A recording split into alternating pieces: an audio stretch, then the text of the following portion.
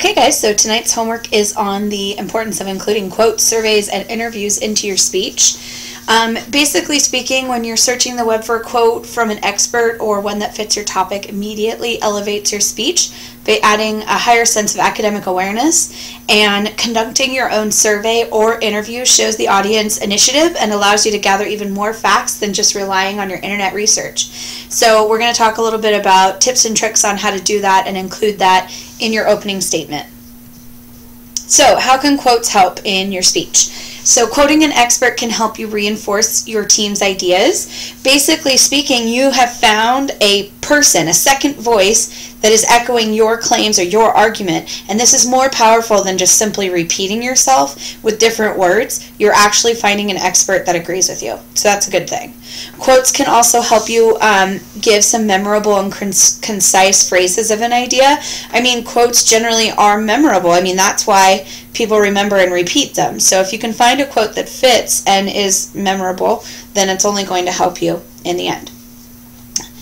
Remember to take notes on all of this and pause as you need to. Using a quote also can boost your credibility, because it implies that the person you're quoting, again, agrees with the rest of your argument, and it's a second voice to just add validity to what you're saying.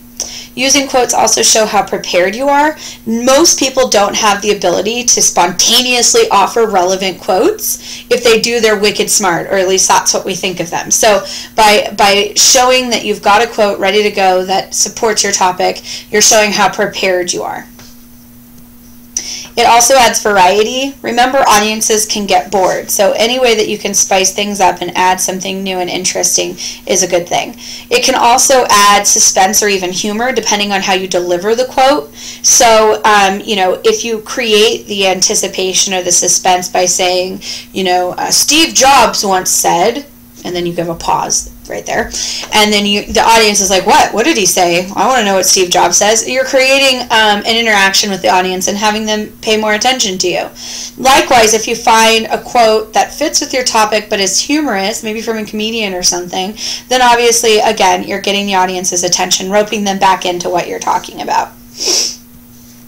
So, tips and tricks on quotes. Well, it's obviously good to quote a well-known expert in the field. So, you know, if you're going to do a speech on tennis, getting a quote from Serena Williams totally makes sense. But if you're using something that totally doesn't relate to what you're talking about, then there's no reason to put it in. Don't put it in that case. If you use someone that the audience isn't going to know right off the bat, just make sure that you introduce who this quote is from and like establish the credibility for the audience so that they're not just thinking that you've randomly made someone up and you're just inserting a quote to make yourself sound better. So make sure you actually state where that person is coming from. Set it up for the audience.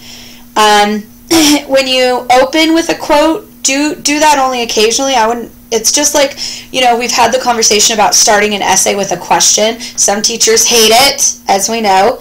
Others are okay with it, but it's something I would only do every once in a while. It's the same with opening a speech with a quote. It's okay to do every once in a while, but I wouldn't do it every time.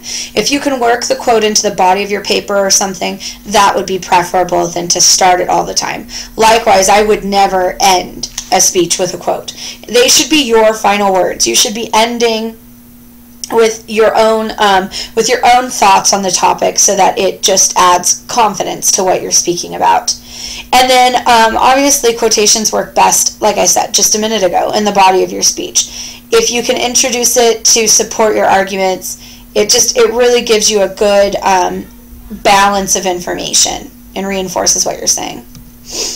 So don't use a quote that everyone knows. If your audience has heard it before, they're probably not going to benefit from you repeating it, and they might just start tuning you out. And then don't overdo it. There's no rule on how many quotes you should use, but it really becomes boring to the audience if you quote and quote and quote some more. So just remember, it should be the speech should be in your words, not someone else's, and use quotes that are the best quotes to support what you're saying. 1 or 2 quotes total for a 3-minute speech is more than enough. Again, there's no rules, just don't overdo it. Okay. So as far as surveys are concerned, obviously we should know the definition of a survey if you don't already. It's a set of questions asked to a specific group of people. So some steps on conducting your own survey. Now in the past I've had people who are doing a topic, let's say on the idea of decreasing the driving age. We've done that topic before. So let's say I've got students that are they're arguing the pro side of that argument, and they generally can't find any good information as to why we should decrease the driving age. So in that instance, they will then start their own survey, start polling their peers. Hey, so-and-so, asking someone at lunch or something, would you like it if you could get your driver's permit at 14 instead of 15? And what are the odds that most people are going to say, yeah, that sounds great? So obviously you can conduct your own survey in that instance if you're not finding the information that you want. So you need to be able to identify some of the reasons for conducting your own survey.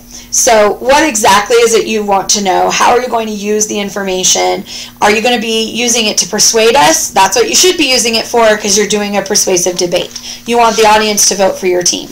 You need to decide the form the data is going to happen. So are you going to be asking people and getting numbers back? Like if you're trying to figure out if homework should be banned, maybe you're going around and conducting a survey. How many hours of homework do you do a night?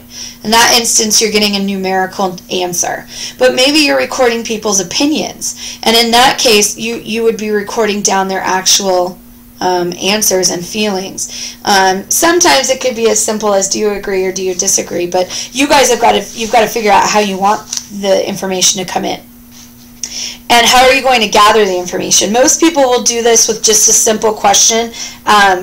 Ask a question, get an answer. But you could do a questionnaire, a survey of some sort. Maybe you email out or put up on Edmodo or something. Just be prepared that if you do something more involved, you've got to actually account for the fact that people are going to take the time to fill it out. Usually you can get more results from more people by doing a simple ask a question, get an answer, you record the results. But that's up to you. So you need to decide how you're going to gather it. When and where are you going to conduct this survey? Are you doing it online? Are you doing it, are you using Edmodo? Are you using Facebook to poll bigger amounts of people? Are you doing it during a class period? Hopefully one that the teacher says it's okay for you to be disruptive and asking people questions. Are you doing it during lunchtime, before school, after school? You really do need to figure out when is the best time to conduct whatever it is you're talking about. And then finally, analyzing the data. So you need to look at your answers in the end and look for patterns. What was the most common response? Can you create any graphs? Because that would look fabulous in your PowerPoint presentation. Can you create some percentages? Oftentimes, if you're going to tell us 58, after asking some kids, I got 58 people to agree with me. Well, 58 out of how many? If you're a good debate team, if the people that are arguing against you call you out on that number, you're going to need to know, oh, okay, out of 58, I asked 200 people and 58 agreed with me. Well, in that case, that's not a number in your favor. But percentages usually always work out well. I got 25% of people to agree with me, or 25% of people think that this is a bad idea. Something like that. Percentages usually work really well with an audience, so just keep that in mind. Okay. So, as far as the guidelines are concerned, when you are writing your questions for the survey, make them specific. Don't use general words like usually, a few, or in the future. Instead, use very specific words like each day or 3 times a day, or just really be specific. Start with easier questions and move to harder ones. That's just a logical progression, and it holds the interest of the person you're asking. Write the questions in a logical order. So if you're asking about what type of food people eat for each meal, you would start with asking them a question about breakfast, and then a question about lunch, and then a question about dinner. So make it a logical progression. Give very clear, directions about how you want the person to answer or write the answer or fill out the form. If you're asking them a question, just verbally tell them kind of what you're expecting.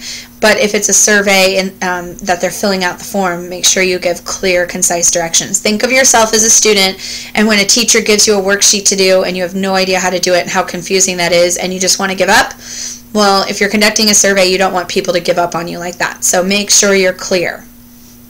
Okay, as far as interviewing people, in the past I have had students interview fellow classmates and teachers, even the principal. Make sure you either set up an appointment to do those questions at a time that's not interrupting a class or, distracting. In the past, when people have done interviews with Mr. Hunley, you do have to make an appointment. It's not like you can just go down there and expect him to be available. If you want to ask questions of teachers, fine. Just make sure you're not being disruptive.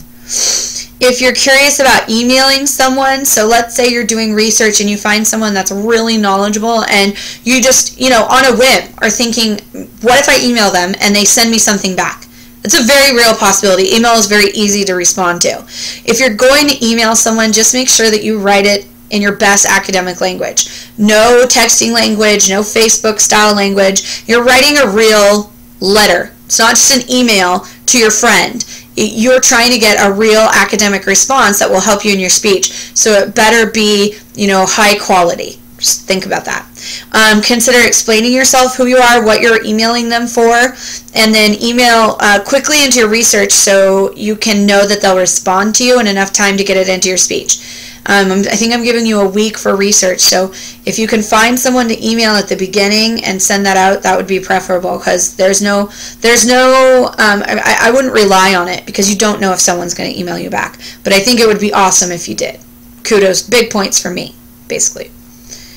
Okay, so you're finished. Don't forget to submit the digital summary and hot question part below this video, and I'll grade your notes in class tomorrow. Thanks, guys.